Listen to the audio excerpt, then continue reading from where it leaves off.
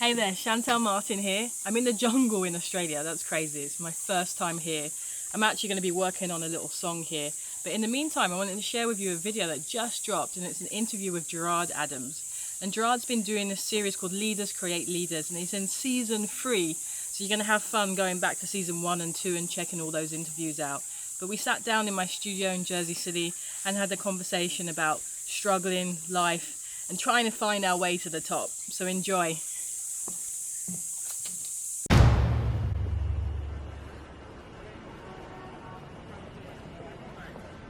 What made you, because I know I read that you would even draw underneath your bed, you would, go behind your window curtains and draw. I mean, what were you thinking at that time?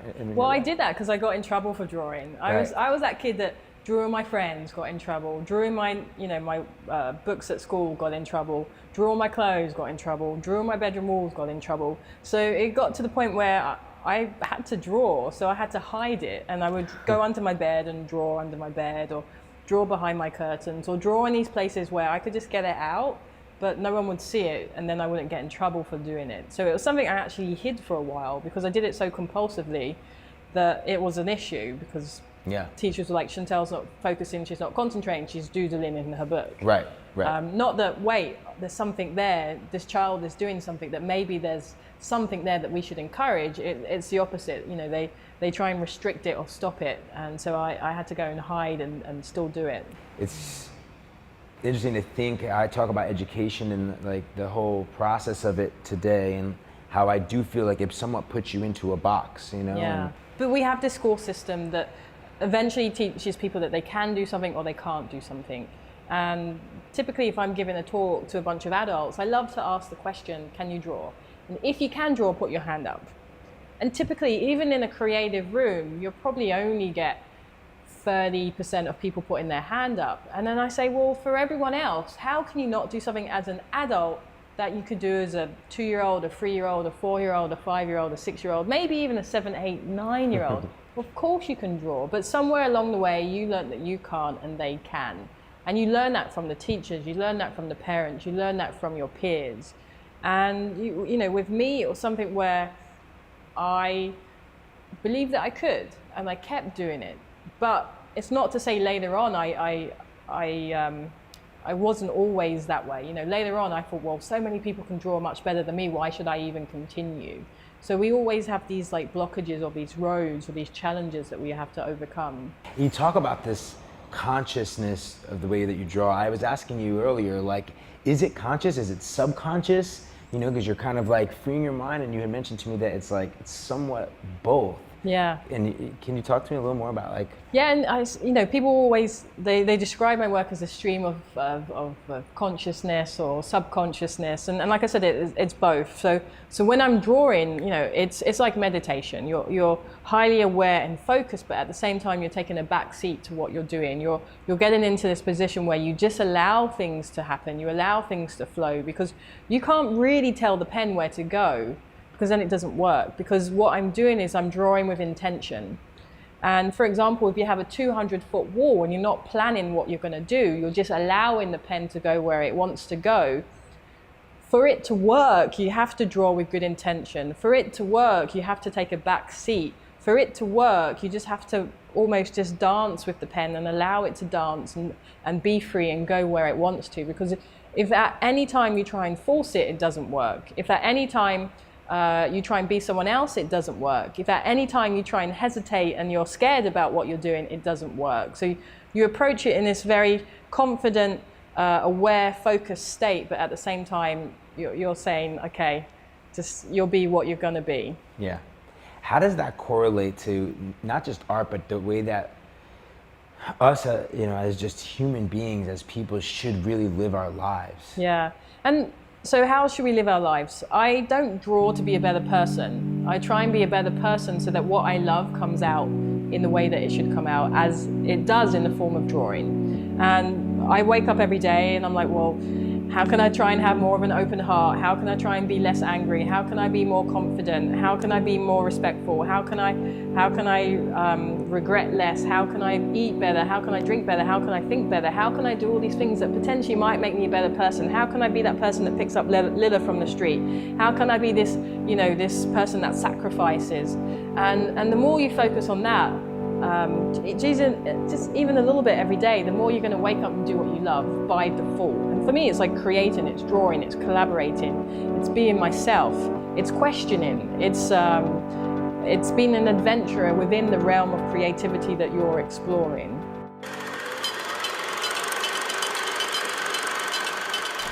So what's the point in making art? The point is to make so you can share. So you make and share and you make and share and you make and share. I'm Shantell Martin and I draw. I'm drawing on canvases, I'm drawing on walls, I'm drawing on cars, I'm drawing on shirts, I'm drawing on shoes. 99% of that is done live. When you're drawing live, you have no time to think, you have no time to hesitate, you have no time to plan, you have no time to be anyone else. What made you go from where you were growing up to move to Japan? Let's back up there for a second, because I remember that part of your story of like, that's when you started really diving into this live performing art.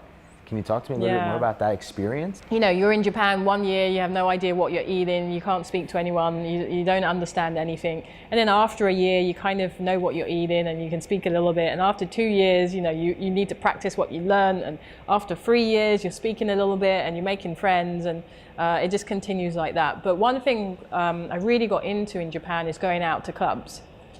Japan culturally has a huge expectation for visuals and a really high standard of production. And you go to these mega clubs and you have these giant screens and projections and, the best quality DJs and music. And so I loved going out, and I was in my 20s, so go out and dance. But clubs there are also really expensive. So I thought, well, how can I get into clubs without paying? Because I can't afford to go out dancing 3 or 4 times a week. And I was like, well, I can draw. And in Japan, there's a huge VJ scene, a huge visual jockeying scene. Typically, it's like guys coming in with a couple computers, mixing these clips. There's someone running, there's a tunnel, there's a rabbit.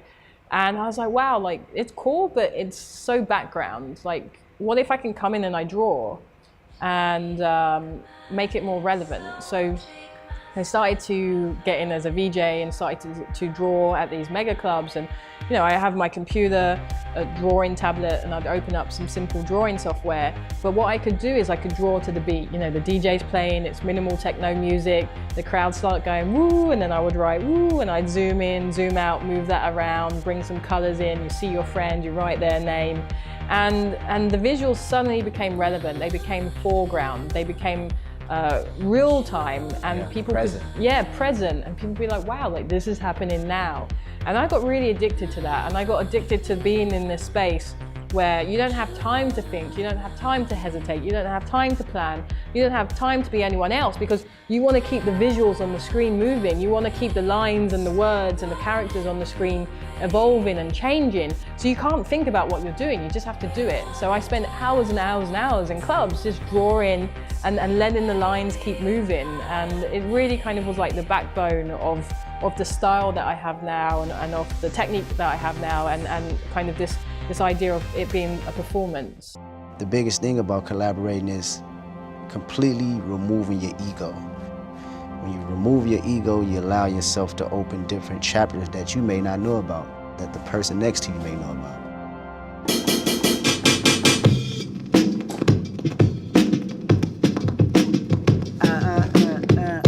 We're able to do this as artists. We're able to meet other talented people who are as obsessed about what they do as we are, and meet in the middle somewhere and create something new.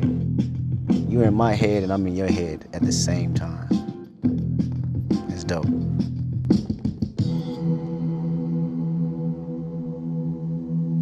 The location has an effect on my art. The audience has an effect on my art.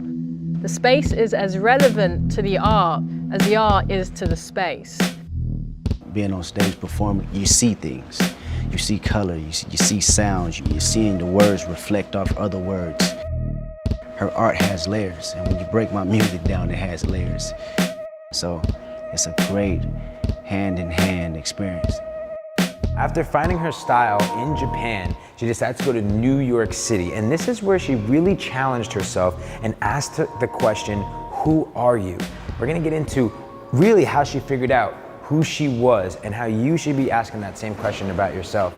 You know, you have this question that you ask the people around you of like, who are you? Why do you ask that question?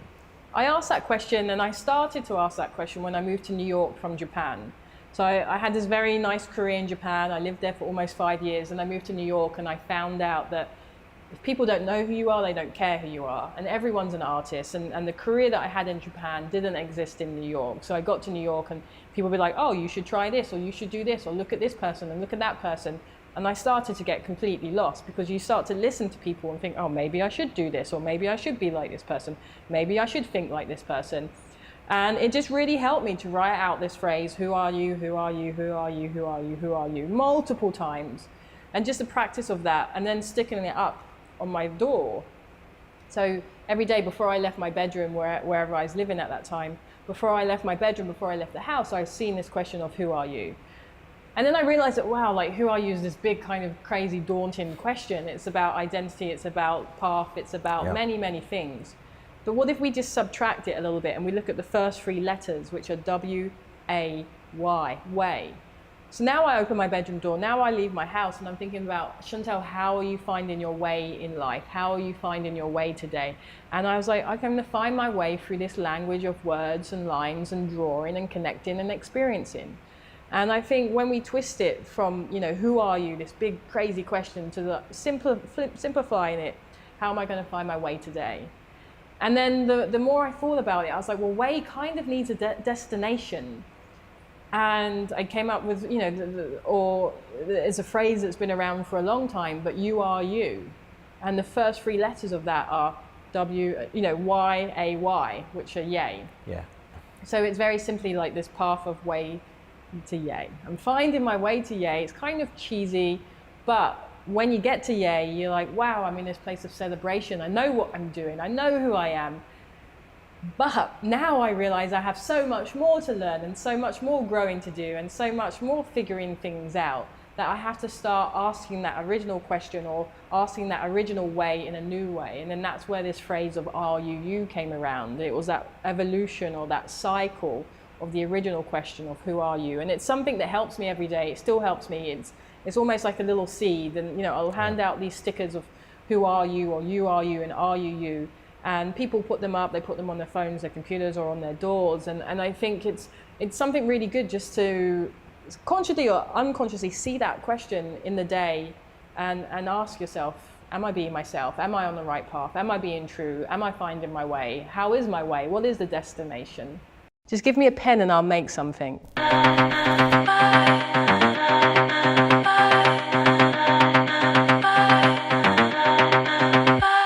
You follow the pen and you allow it to flow, and you allow it to go wherever it needs to go, wherever it wants to take you. You are a willing passenger. And now you repeat that, and you repeat that, and you repeat that, and you repeat that. But over time, you get to extract what you look like.